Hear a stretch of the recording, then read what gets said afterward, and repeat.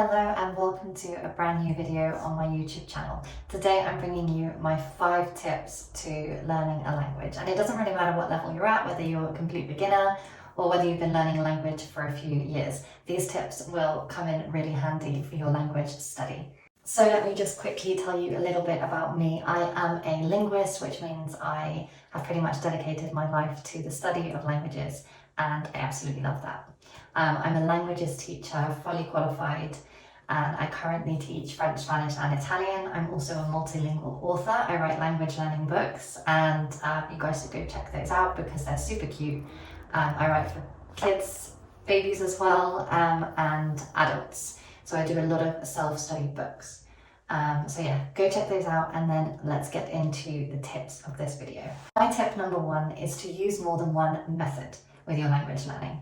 What I mean by that is by combining a learning app such as Duolingo, a textbook such as one of mine, and also with video. So there are quite a lot of video tutors on YouTube, and other methods as well. So if you can do language exchanges with other people, if you are able to get a language tutor as well.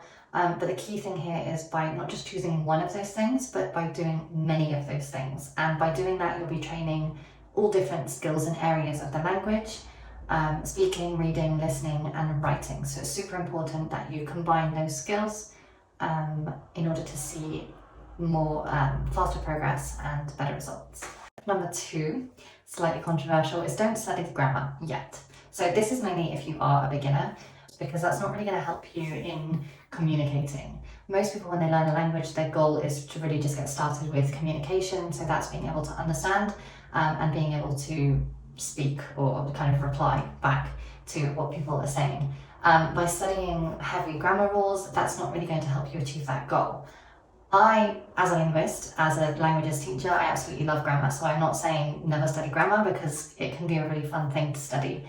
But I would say wait until you have picked up some phrases and some expressions, keywords, before you start going deep on the grammar study, because grammar is not really going to help you with communication. It's going to help you with accuracy and being able to express different things in different time frames, etc. But yeah, do wait until you have a kind of decent level before you start delving into some deep grammar study. My tip number 3, so rather than focusing on grammar, is to learn high frequency words. And you might hear that language teachers and linguists saying that quite a lot. And high frequency words are the words that we use very often in day-to-day conversation, the words that just come up the most.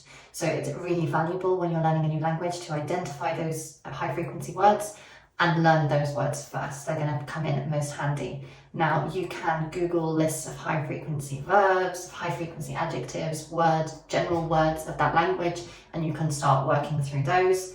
It's not necessarily going to tell you how to use those words, but it's definitely good to have an awareness of that list. And as well, as you kind of move on from that, you can tailor that list to your own life. So think about how you live your day-to-day life, your job, your hobbies, that kind of thing, and start finding those high frequency words that work for you. My tip number 4, if you are perhaps a little bit more at a post-beginner level, so you've kind of acquired the basics and you are starting to understand and be able to express quite a few things, is to watch vlogs on YouTube and reality TV. So a lot of people will advise you to watch TV shows and films, and that can be great, but I have found as a language learner myself that the scripted language doesn't always feel so natural, and it can be actually quite harder to understand because there's not so much hesitation in the language as there is with naturally spoken language. We do tend to hesitate and repeat words quite a lot. So it's a lot more authentic, whereas in films it's scripted, it's beautiful language, but not necessarily everyday language. I say it's quite harder to follow. So something that I have done with my languages is I've started watching YouTube vlogs, and it's basically just watching people live their day-to-day life, chatting to the camera, very authentically, unscripted. So you hear a lot of repetition in little keywords and things, but you also hear quite a bit of slang, and it's really like the up-to-date current speak language.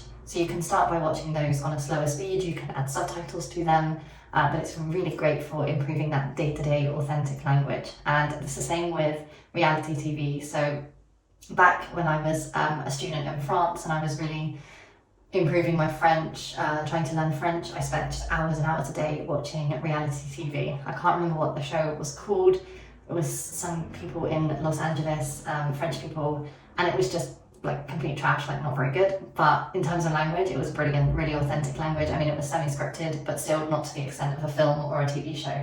My fifth and final tip is to talk out loud and to repeat everything. I think it's very easy if we're doing a lot of self-study with a language, we don't have a tutor or a teacher, we can neglect that area, but then that is pretty much one of the most important skills is actually to be able to express yourself through speaking.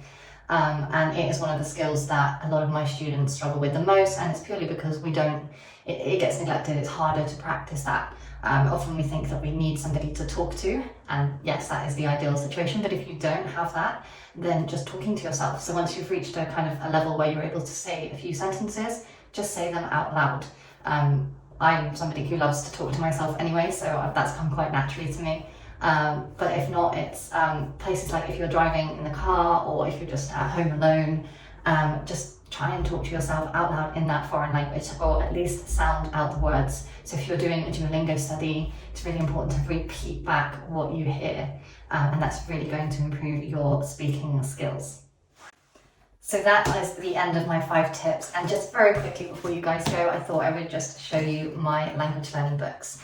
So these are my self-study books for adults. They are super cute and colourful, illustrated inside, and it really focuses on those high frequency verb methods and a lot of self-study tailoring the language to your own personal needs. I also write books for children. I have a 3-part series in French, Spanish and Italian. So if you have any kids in your life who would like to learn foreign languages, then please do check out the link in my bio. All my books are available on Amazon worldwide.